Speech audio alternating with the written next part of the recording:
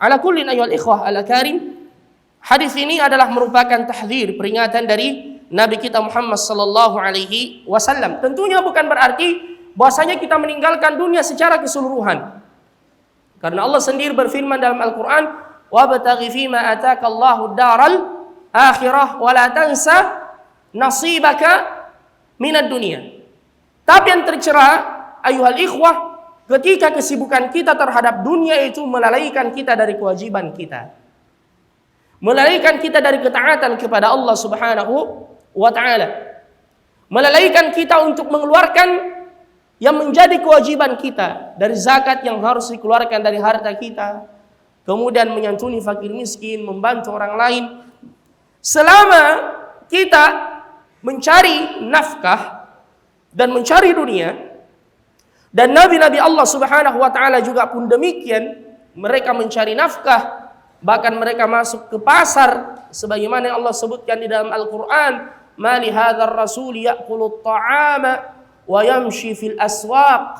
Orang-orang kafir berkata, mengapa ada rasul, mengapa ada utusan, dia bisa makan seperti kita dan juga masuk ke pasar berdagang seperti kita, sebagaimana profesi Nabi kita Muhammad sallallahu alaihi wasallam. Begitu pula nabi-nabi yang lain. Tidaklah ada nabi yang diutus, kata Rasulullah, melainkan mereka itu ya sebagai seorang penggembala. Seperti Nabi Musa alaihi salam, ketika Allah Subhanahu wa taala bertanya kepadanya, "Wa ma tilka biyaminika ya Musa?" Apa itu di tangan kananmu wahai Musa? Qala, apa jawaban Nabi Musa? "Hiya 'asaya." Ini adalah tongkatku, atawakka'u 'alaiha.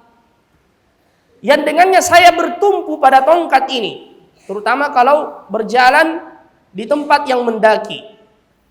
Wa ahushu biha ala ghanami, dan saya gunakan tongkat ini untuk memukul dahan dan ranting agar daun-daunnya itu jatuh dan saya beri makan kepada ghanami, kambing saya.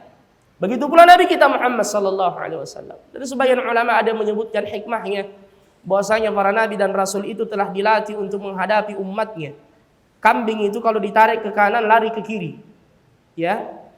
Dan umat para nabi seperti itu, dipanggil ke kanan larinya ke kiri. Ya. Jadi sejak dini dilatih oleh Allah Subhanahu wa taala. Ala kullin, para nabi-nabi Allah sampai yang Allah berikan kelapangan kepada mereka, bahkan kekuasaan dan kekayaan seperti Nabi Daud alaihi salam. Kata Nabi sallallahu alaihi wasallam, sesungguhnya Daud ya'kulu min 'amali yadihi, dia makan dari hasil tangannya. Ya, apa profesi Nabi Daud alaihi salam? Beliau adalah pandai besi. Wa alanna lahu, kami menjadikan besi itu menjadi lunak di tangannya. Jadi Nabi Daud kalau ada besi yang keras seperti ini, begitu sampai di tangannya melunak, kemudian dia bisa bentuk ya sesuai dengan yang dia inginkan. Beliau membuat baju perang atau membuat peralatan-peralatan yang lain yang dibutuhkan. Jadi Nabi Daud alaihissalam ya'kul min 'amali yadihi, beliau makan dari hasil tangannya. Ini menunjukkan bahwasanya kita disuruh oleh Allah Subhanahu wa taala untuk bekerja. Bukan berarti kalau kita berbicara tentang kezuhudan terhadap dunia, kita cuma berada di masjid, berdoa, menunggu emas dari langit. Ya. Inna as-samaa'a la tumtiru dhahaba. Bahkan Allah Subhanahu wa taala berfirman di dalam Al-Qur'an, "Fa idza qudiyatis salatu", apa lanjutannya? "Fantashiru fil ardi wabtaghu min fadlillah." Jika salat telah ditunaikan, maka bertebaranlah kalian di permukaan bumi dan cari keutamaan dari Allah. Cari rezeki dari Allah Subhanahu wa taala. Dan hadis yang sudah pernah kita bahas, "Lau annakum tatawakkaluna 'ala Allah haqqa tawakkulih la razaqakum kama razaqat thair taghdu khimasan wa ta'udu bitana." Andai kalian bertawakal kepada Allah dengan sebenar-benar tawakal, maka Allah akan memberikan rezeki kepada kalian sebagaimana memberi rezeki pada seekor burung yang keluar dalam keadaan perut yang lapar dan kembali dalam keadaan perut yang kenyang. Tapi saya tanya, apakah burung itu tinggal di sarangnya? Tidak. Nabi mengatakan taghdu, dia pergi meninggalkan sarangnya, dia mencari sebab, ya, dia mencari asbab ar-rizq, sebab-sebab rezeki, ya, karena bertawakal itu tidak menafikan al-kasb atau usaha yang kita lakukan. Oleh karenanya Al-Imam Ibnul Qayyim rahimahullahu tabaraka ta'ala mengatakan ar-rizqu rizqan. Rezeki itu terbagi menjadi dua. Rizqun tatlubuhu wa rizqun yatlubuka.